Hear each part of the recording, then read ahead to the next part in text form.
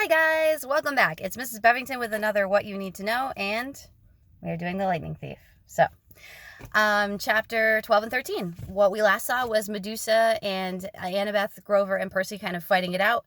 And now they're on their way to find Hades in Los Angeles. So, right now they're camping outdoors. This is the chapter 12, Advice from the Poodle. They're camping outdoors. They don't really have a whole lot of stuff.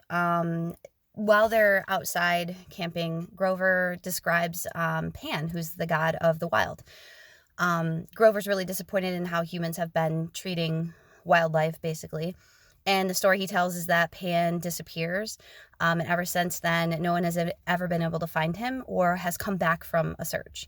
So we get the idea that Grover is interested in finding Pan again. In the meantime, humans have been destroying the wild ever since he's been gone. So they also kind of think about the fact that the monsters that they face seem to be searching for something rather than going directly for Percy, which is interesting.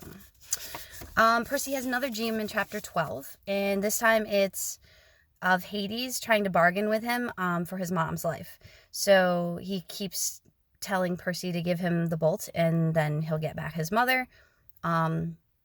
After which they wake up, and Grover is cuddling with a pink poodle. So the story with the poodle is, first, Grover can talk to animals. The poodle ran away from its owner, who wasn't treating it very well. And the poodle tells Grover that there's a reward for the return of the poodle of $200. And since they need money to get to Los Angeles, the poodle is willing to go back and let them collect that money so that they can get to Los Angeles much faster. So that's the plan, and that's pretty much the main stuff from chapter 12. Chapter 13 has a really interesting title, I Plunged to My Death. So we know that the author has been using titles that are really funny or like catching, and you're like, why is it called that?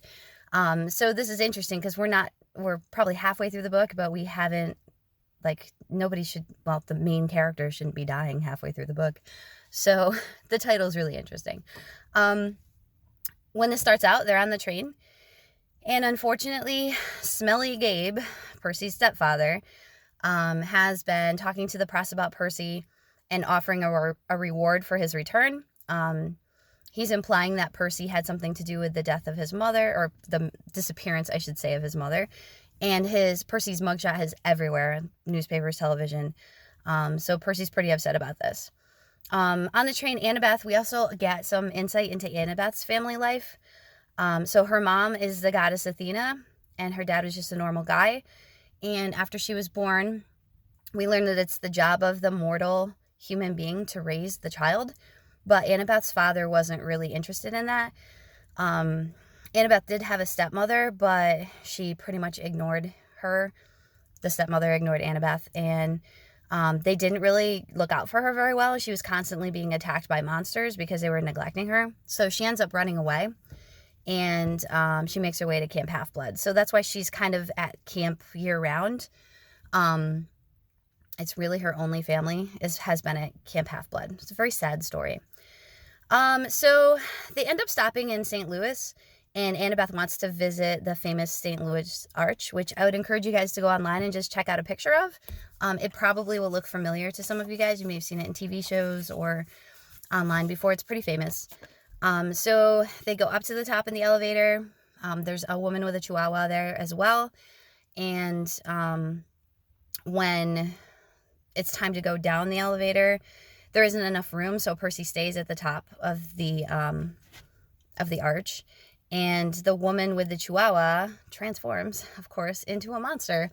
I'm not even sure how to pronounce this, guys. I'm sorry. Echidna and Chimera is the type of two monsters. So the description here is pretty cool. Like, it's very graphic. It describes the head of a lion, but it's bloody. Like, the mane of the lion is bloody. It has the hooves of a goat, and it has a serpent's tail. So, pretty scary stuff. There's a battle between these monsters and Percy gets injured and drops his sword into the river below, which is about 600 feet. The monster pretty much says, if you are the son of Poseidon, why don't you just jump into the river? which for a normal human, that would 600 feet, you wouldn't survive. So, but Percy decides to do it. He decides to jump into the Mississippi River, and he's kind of praying for his father's help as he jumps. So that's where we kind of left off. It's definitely a cliffhanger. Hope you're enjoying it so far. I know it's a lot of information, and there's like a new monster every chapter, and a new god or goddess is brought up and something that they did. So I would encourage you guys to just explore that a little bit. Some of the stories are really interesting, and they've been told in many different ways throughout the years, so you might see some really cool stuff. Yeah, Percy Jackson, chapters 12 and 13. Hope you guys are liking it. I'll talk to you soon.